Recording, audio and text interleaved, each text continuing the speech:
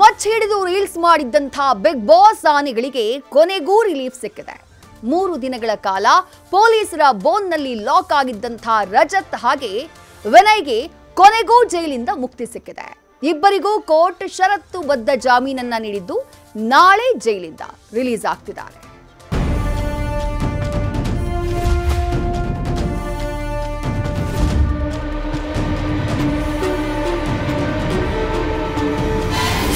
ಮಚ್ಚಿನ ವಿಷಯ ಬ್ಯಾಡವ ಶಿಷ್ಯ. ಇನ್ಮುಂದೆ ಕನ್ಸಲ್ಲೂ ಮಚ್ಚು ನಾವಂತೂ ಹಿಡಿಯೋದಿಲ್ಲ. ಇದು ಇಬ್ಬರು ಮಚ್ಚಾಗಳ ಮೈಂಡ್ ವಾಯ್ಸ್ ಆಗ್ಬಿಟ್ಟಿದೆ. ಒಂದೇ ಒಂದು ಮಚ್ಚಿನ ರೀಲ್ಸ್ಗೆ ಎಂಥ ಕಷ್ಟ ಕೊಟ್ಬಿಟ್ಟೆ ಶಿವ.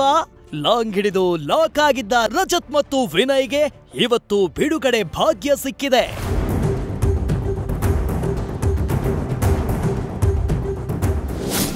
ಬಿಗ್ ಬಾಯ್ಸ್ ಕಡೆಗೆ ಕೊನೆಗೂ ಸಿಕ್ತು ಬಿಗ್ ರಿಲೀಫ್. ರಜತ್ ಹಾಗೂ ವಿನಯ್ ಜೈಲಿಂದ ಬಿಡುಗಡೆ ಭಾಗ್ಯ.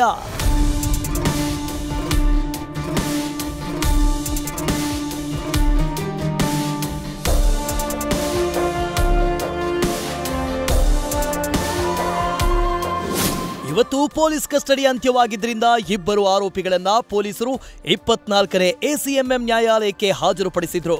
ಕೋರ್ಟ್ ಅಂಗಳದಲ್ಲಿ ಆರೋಪಿಗಳ ಪರ ವಕೀಲರು ಜಾಮೀನಿಗಾಗಿ ವಾದ ಮಂಡಿಸಿದ್ರು. ಪಿಪಿ ಜಾಮೀನು ನೀಡಬಾರದು ಅಂತ ವಾದ ಮಂಡಿಸಿದ್ದಾರೆ. ಪೊಲೀಸರು ತೊಂದರೆ ಕೊಟ್ಟಿದ್ದಾರಾ? ಇಲ್ಲ ಸ್ವಾಮಿ, ಈಗಾಗಲೇ ಆರೋಪಿಗಳ ಹೇಳಿಕೆ ದಾಖಲಿಸಿಕೊಂಡಿದ್ದಾರೆ. ವಿನಯ್ ಗೌಡಗೆ ತೆಲುಗು ಶೂಟಿಂಗ್ ಇದೆ. ಪ್ರಭಾಸ್ ಜೊತೆಯಲ್ಲಿ ಸಿನಿಮಾ ಮಾಡ್ತಿದ್ದಾರೆ. ಕೆರಿಯರ್ ಹಾಳಾಗುತ್ತೆ. ದಯವಿಟ್ಟು ಇದನ್ನ ಕನ್ಸಿಡರ್ ಮಾಡಿ. ಸಿನಿಮಾ ಶೂಟಿಂಗ್ನಲ್ಲೂ ತಲವಾರ್ ತೋರಿಸಿದ್ರೆ ಏನ್ ಮಾಡ್ಲಿ? ಆಗ ಇನ್ನೊಮ್ಮೆ ಹೀಗ್ ಮಾಡಿದ್ರೆ ಡೈರೆಕ್ಟ್ ಜೈಲು ಅಷ್ಟೇ. ವಿನಯ್ ಗೌಡಗೆ ಆರೋಗ್ಯ ಸಮಸ್ಯೆ ಇದೆ. ಇಲ್ಲಿವರೆಗೂ ಒರಿಜಿನಲ್ ಮಚ್ ಸಿಕ್ಕಿಲ್ಲ. ಇವ್ರನ್ನ ಹೊರಗಡೆ ಬಿಟ್ರೆ ಸಾಕ್ಷ್ಯ ನಾಶ ಮಾಡ್ತಾರೆ. ವಾದ ಪ್ರತಿವಾದ ಆಲಿಸಿದ ನ್ಯಾಯಾಧೀಶರು ಆರೋಪಿಗಳಿಗೆ ಷರತ್ತುಬದ್ಧ ಜಾಮೀನು ನೀಡಿ ಆದೇಶಿಸಿದ್ದಾರೆ.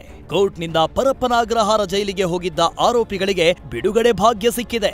ಅದೇನೇ ಇರ್ಲಿ, ಇನ್ಮುಂದೆ ಬಿಗ್ ಬಾಯ್ಸ್ ಮಚ್ಚು ಹಿಡಿಯೋದಿರ್ಲಿ, ಮಚ್ಚಿನ ಬಗ್ಗೆ ಮಚ್ಚಾಸ್ ಮಾತಾಡೋದು ಇಲ್ಲ ಅನ್ಸುತ್ತೆ.